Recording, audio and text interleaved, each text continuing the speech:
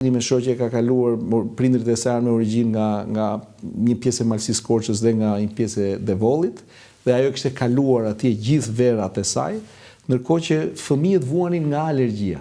Dhe ne ishim në kërkim të një vendi të gjelbër, më të gjelbur edhe më kështu.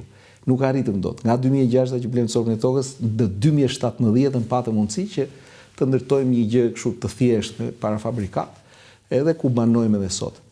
Dhe ishte momenti kur unë punoja për një organizatë ndërkombëtare që bënte zhvillim komunitar, World Vision. Dhe ndërsa unë e drejtoja organizatën dhe e bëja atë në një laborator të mrekullueshëm, ne donim që ta praktikonim, me shoqë që ka qenë shumë e pasionuar pas zhvillimit komunitar, ka themeluar disa lëvizje prindërimi si Pro Familja, ejat pimi çaje të flasim, pra për nënat me fëmijë, dhe donim që të shikonim si gjante kjo në një fshat. Pra ato gjëra që ne besonim dhe filluam të merremi atje deri pastaj që erdhi ftesa për tu përfshirë në qeverinë e dytë Rama, si zëvendësministër drejtësie, ndërkohë që Edi vazhdonte akoma punonte në fshat, përballuam tërmetin, bëm besoj një kontribut modest atje në mënyrën se si ndërtuam atë menaxhimin e krizës së tërmetit me përvojën që kishim.